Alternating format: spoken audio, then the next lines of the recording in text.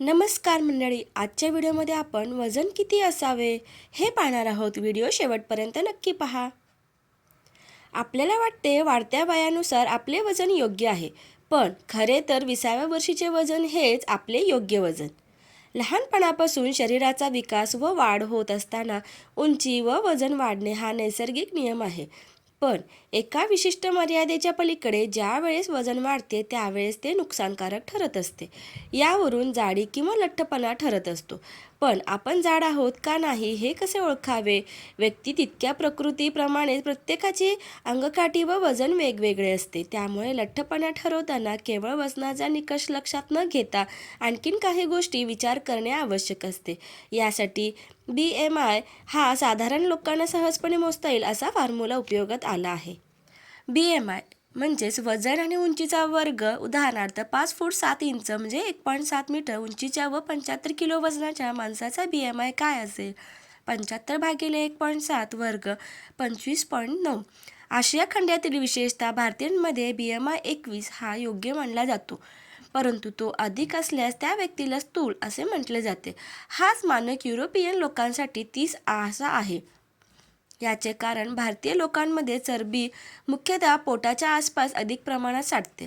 पोटाच्या आसपासची चरबी ही जास्त धोकादायक असते, कारण ही चरबी शांत न बसता रक्तामध्ये काही टॉक्सिक हार्मोन सोडते, ज्याला सायटोकाइन्स असे म्हणतात. हे एडिपोसायटोकाइन्स स्थूलतेमुळे होणाऱ्या मानसिक व शारीरिक आजारांना आमंत्रण देतात. याउलट युरोपीय वंशातील लोकांमध्ये खांदा व मानेच्या अवतीभोवती विसावलेली चरबी ही शांत व निष्क्रिय असल्यामुळे एकूणच कमी धोकादायक असते. BMIच्या व्यतिरिक्त पोटाचा घेर सुद्धा लठ्ठपणाचा एक चांगला मापदंड म्हटला जातो.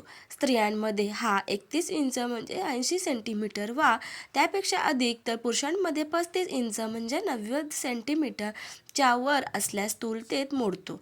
वजनाचे शरीरावर होणारे दुष्परिणाम 2 प्रकारात मोडतात.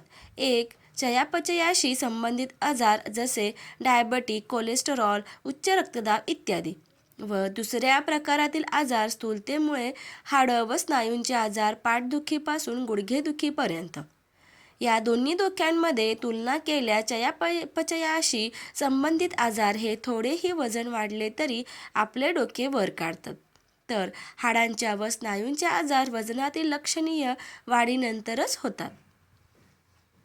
आपल्या शरीराचं वजन वेगवेगळ्या वेळी वेगवेगळे येऊ शकते. त्यामध्ये अक्षरशः किलो 1.5 किलोचाही फरक पडू शकतो. त्यामुळे शक्यतो वजन मॉनिटर करताना एकाच वेळी एकाच काट्यावर वजन करावे.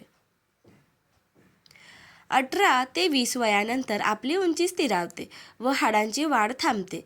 त्यामुळे या वयात जे वजन असते, जर ते अति प्रमाणात नसेल तर ते आपल्या शरीराला सहजपणे पेलवते. सामान्यतः एक समज आहे की वयाबरोबर वाढणारे वजन हे शरीराला सहजपणे पेलवता येते, पण या वाढणाऱ्या वजनालाही 5 किलोपर्यंतची मर्यादा असते. म्हणजेच तुमच्या 18 ते 20व्या वर्षाच्या वजनापेक्षा जर तुमचे वजन 5 किलोपेक्षा अधिक असेल आणि जरी ते उंचीला प्रमाणशीर असेल तरीही लठ्ठपणाची सुरुवात ठरू शकते. उदाहरणादाखल एखाद्या अतिशय काटक स्त्रीचे 18 ते 20व्या वर्षीचे वजन 45 किलो आहे व 10 वर्षानंतर ते 60 झाले, तर ती लठ्ठपणातच मोडते. तिच्या उंचीनुसार योग्य वाटणारे हे वजन तिच्याकरता धोकादायक असू शकते. त्यामुळे बारीक माणसाने आयुष्यभर बारीकच राहावे व जाड माणसाने आयुष्यभर बारीक होण्याचा प्रयत्न करावा.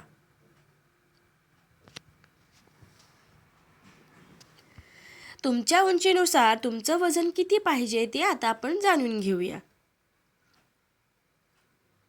उंचीनुसार महिलांचं वजन किती असलं पाहिजे ते यापुढे आपण पाहणार आहोत. 150 सेंटीमीटर सामान्य वजन पाहिजे ते 43 ते 57 किलो. 155 सेंटीमीटर सामान्य वजन 45 ते 60 किलो. 160 सेंटीमीटर उंची असलेल्यांना सामान्यतः वजन 48 ते 62 किलो. 165 सेंटीमीटर सामान्य वजन 51 ते 65 किलो. 170 सेंटीमीटर सामान्य वजन 54 ते 68 किलो. 175 सेंटीमीटर सामान्य वजन 57 ते 72 किलो. 180 सेंटीमीटर सामान्य वजन 60 ते 75 किलो. 185 सेंटीमीटर सामान्य वजन 63 ते 78 किलो.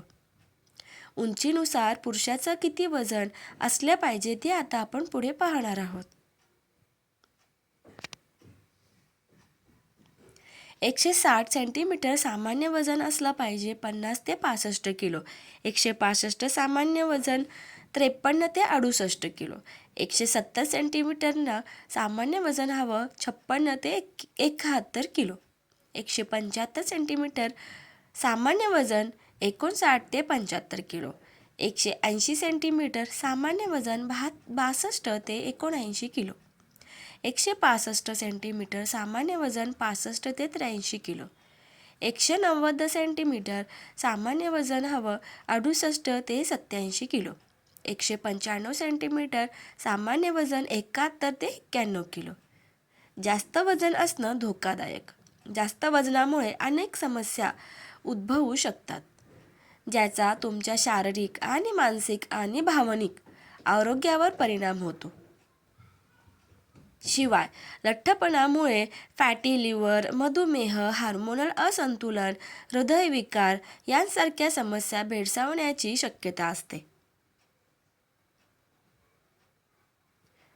माहिती आवडल्यास व्हिडिओला लाईक, शेअर आणि सबस्क्राईब करायला विसरू नका. धन्यवाद.